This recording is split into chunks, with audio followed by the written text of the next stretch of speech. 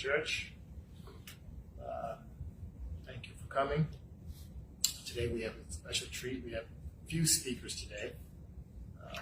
The first of which is from a friend who's joined our church and been with us for a bit of time. And I asked him to briefly share his testimony. So please welcome with me, Bruce.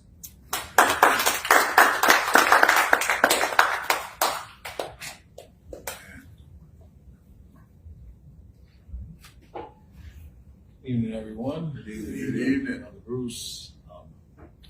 My testimony is nothing spectacular, nothing special. But I thank God that I am standing here today because I know without the Lord, what I could be, what could have happened, but He didn't allow it to happen. So for me, I grew up in Brooklyn, New York, and my mom and my family, I come from 10 brothers and sisters, and we wasn't a church-going family, but my mom, she knew the Lord, and she constantly talked about Jesus in the household. So during my childhood, I knew about Jesus. I just didn't know how to go about coming to the Lord, but I knew there was a Jesus. And I've seen things growing up in poverty, growing up in, crime-ridden ghetto neighborhood in Brooklyn, New York. So He always seemed to always protect us. And then after I got out of high school, I went on to the United States Marine Corps. And then I found this was like 82. And then 83, I found myself in combat. It was in Beirut, Lebanon. And I didn't have the Lord in my life at that time. Even though when I was little, I would always watch this one program called The Hour of Power. It was the Crystal Cathedral. It was Robert Schuller. And I never would go outside and play wiffle ball until I saw Robert Schuller. And I would, give my life to the Lord every day because I didn't know no better. When he would say, come, say this prayer, I would say it. I'm like maybe 9, 10, 11, and I had no idea what I was doing. And I would just go out and play baseball. So then, as I got older and I found myself in combat, I met a friend named Thomas, and he would always talk about Jesus when it wasn't cool to talk about Jesus. I mean, he took a lot of flack from the Marines. I mean, back then, they would show magazines to him to make him feel bad. But he always stood his ground. He would always say, Tucker, just believe in God, man. Just keep holding on. And I would be like, man, doesn't that bother you? Everybody teasing you. And it never fazed him. So when we got to Beirut, it was the same thing. And then on that fateful day, it was 6:20 in the morning, October 23rd, and I'm on duty. Because the day before, I was so angry. I wanted to go to a party that they were having at the Marine Barracks, which was maybe about a quarter of a mile from the post I was on. We were in the field and we had different checkpoints. So that day I'm arguing with my sergeant. I'm like, why I can't go? Why I have to stay on duty? And they talking like from 4 p.m. to like, you wasn't going to get off till maybe 23 hours later. And there was no such thing as overtime. You just did what you had to do. And, there was some nights when you got into a lot of firefights and, we would get bombed. And at that time we were tight with the Israeli army was there. And we was fighting who was called the Hamas and the Sunni Muslims we might have heard of.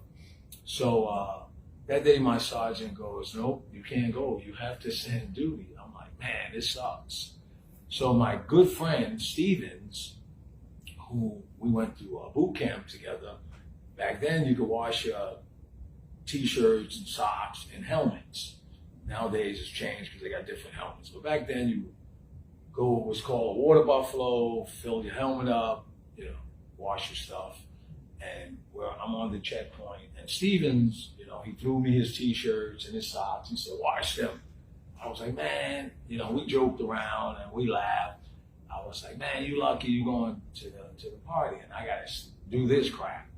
So me and my buddy Johnson, we got stuck doing the detail.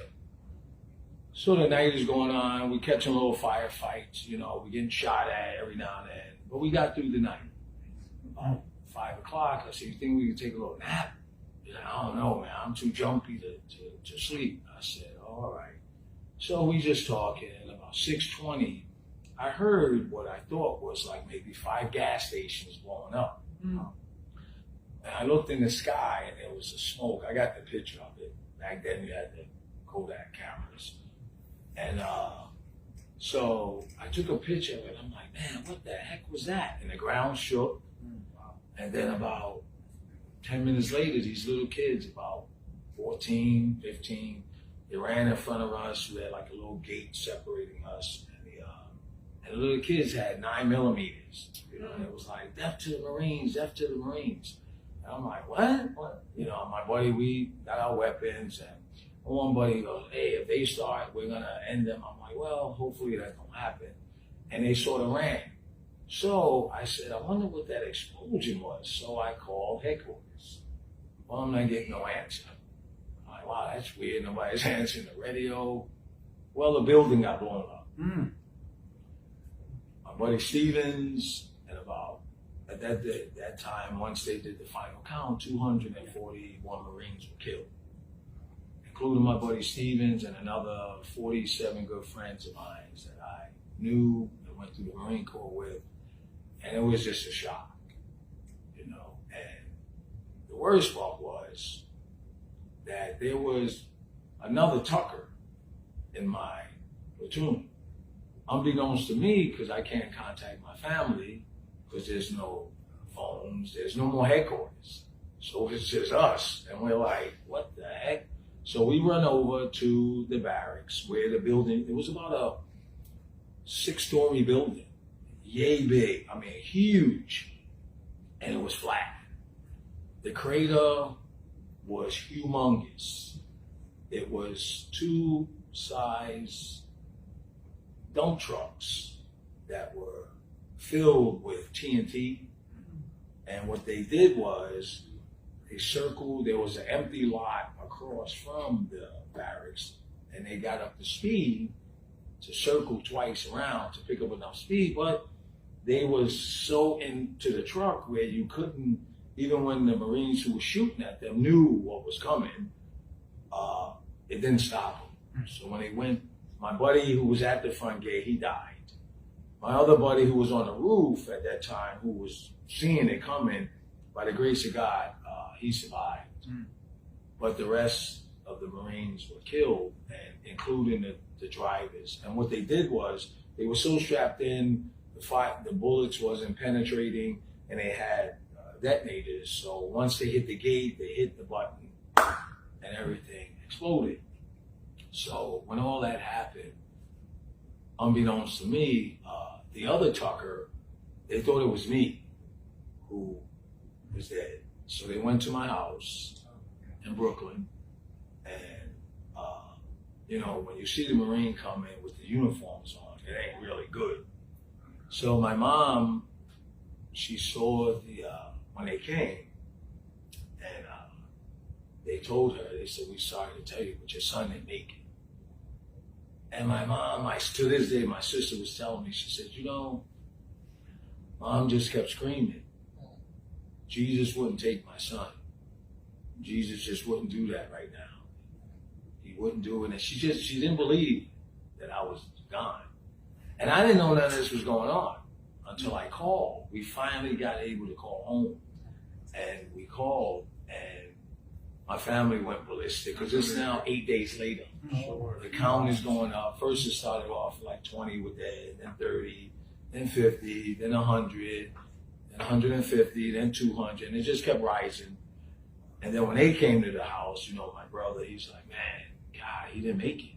And my sisters and all them, they probably thought they didn't think I made it. But my mom just wouldn't lose hope. And when I called, I didn't know if they thought I was dead. So I'm like, hey, what's going on? You know, and they're like, and my mom just started crying. You know, my family was like, they just couldn't believe it. So when I made it through that, I knew there was a God. And I was like, man, that's why he didn't want me going to this party. You know, and even at my age now, I left the Marine Corps and I went to college. And I'm sitting, it was like 7 years later, and I'm sitting in the pews. And I've heard them make the call to come up, give your life to Christ, but I never did it. And I would always just sit there. I would feel embarrassed. You know, do I deserve to give my life to Christ when these other guys didn't have that chance? So I never did it. And then this one day, I'm sitting in the pew. I was a sophomore at the University of Buffalo. And the pastor gave that call. And I don't know what it was. I guess even when you see other people doing it and you don't do it, it's because God hasn't called you. And that day, it was like he said, get up. Come on down. And I got up and I walked down and I gave my life to Christ. And I always think about all the times God spared me. When I left college, I went into law enforcement, or even before that, while in law enforcement in Baltimore City, I had several of my buddies killed. Baltimore City cops killed. Then I went to the state police, and I had several of my buddies killed in the state police. Car accident, my best friend died on I-95. My other friend died on I-695. And then my time came when my car flipped right on the Beltway. I went upside down. We was chasing these guys that robbed the bank. And my car went upside down. It slid. I hit the Jersey wall. They estimated at, I remember looking at the speedometer. It said 120. Hit the Jersey wall. It was about 125 miles an hour. The only reason why I didn't get ejected because I had my seatbelt on, and I mean it. It was like an angel was on my shoulder, and he pulled that seatbelt extra hard. When I hit it, I thought I got shot because the window exploded because the hood came through the front windshield.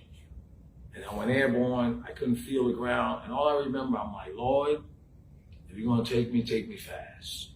I hit, I spun, I turned around twice. I slid upside down. They said 175 feet.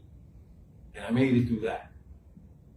You know, and then after that, it's funny how today is 24 years later from 9/11. And I was working that day.